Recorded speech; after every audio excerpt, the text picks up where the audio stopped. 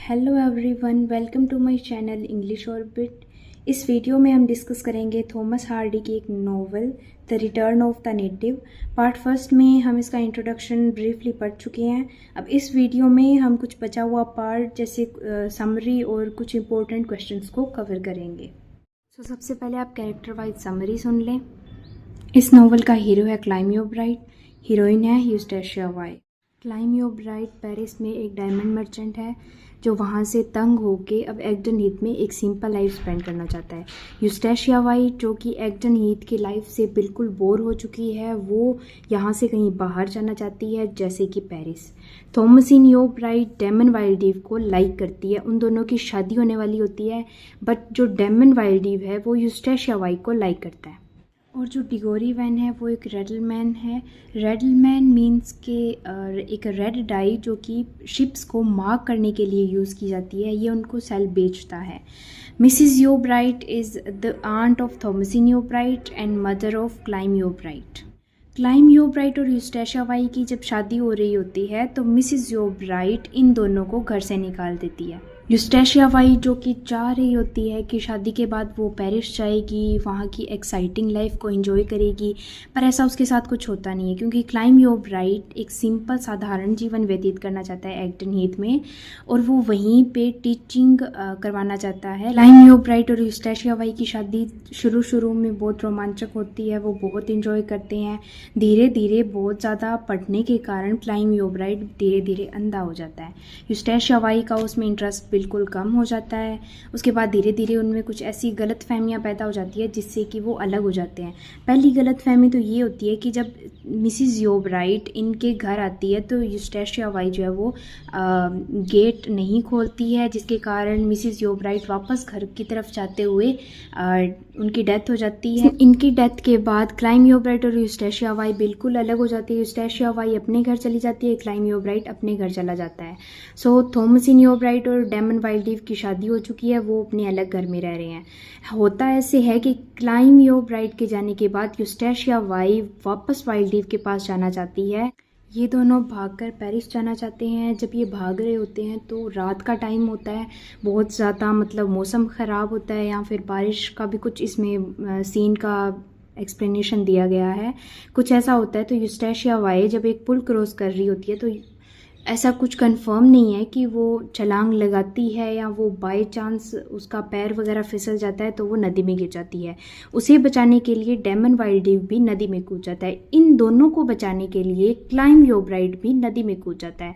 और जब ये तीनों डूब रहे होते हैं तो डिगोरी वैन आता है और डिगोरी वैन इन तीनों को बचाने की कोशिश करता है, बट सिर्फ क्लाइम यो ब्राइट बच पाता है। यूस्टेशिया वाई और डेमन वाइल्डीव की डेथ हो जाती है। At last climb yo bright एक प्रीचर बन जाता है। डिगोरी वैन की शादी थॉमसिन यो ब्राइट से हो जाती है। सो गाइस, ये थी इसकी वेरी शॉर्ट समरी। उसके बाद अगर आपको इसकी लॉन्ग समरी पढ़नी हो, चैप्टर वाइज समरी पढ़नी हो, तो मैं आपको नीचे लिंक दे दूँगी डिस्क्रिप्शन में, आप वहाँ से जाके फुल समरी पढ़ सकते हैं। ये उन 6 कैरेक्टर्स का डिटेल एक्सप्लेनेशन है। अगर ये आपको चाहिए तो आप कमेंट सेक्शन में मुझे बता सकते हैं, मैं PDF के रूप में मैं आपको अवेलेबल करवा दूँगी। Okay, Eustacia Vye and all the 6 characters अच्छे से मैंने इन्हें एक्सप्लेन किया है। इनका शॉर्ट में इंट्रोडक्शन, उनके बाद उनकी फ़िज़िकल अपीयरेंस, उनका नेचर, उनके relationships,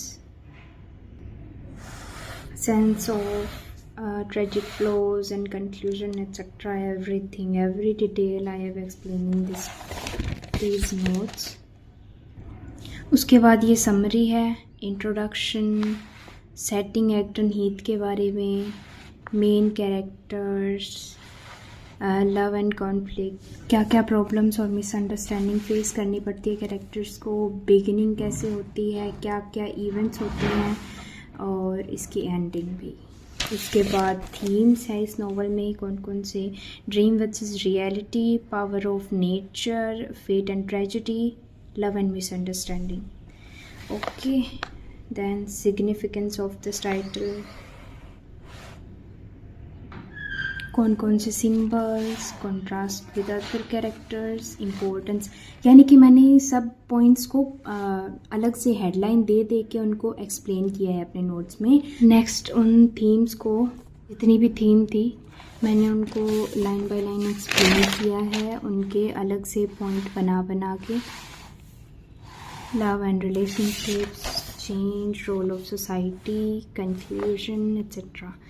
And then role of nature and role of chance and fate. ये कुछ इम्पोर्टेंट क्वेश्चन है जो कि मैंने कवर किए हैं, जो यूनिवर्सिटीज़ में जो एग्ज़ाम के लिए हम क्वेश्चंस को हमें अटेम्प्ट करना होता है, उनके लिए ये नोट्स काफ़ी बेनिफिशियल रहेंगे। एक एक पॉइंट मैंने नोट्स में कवर किया है, कोई भी पॉइंट नहीं रहा है।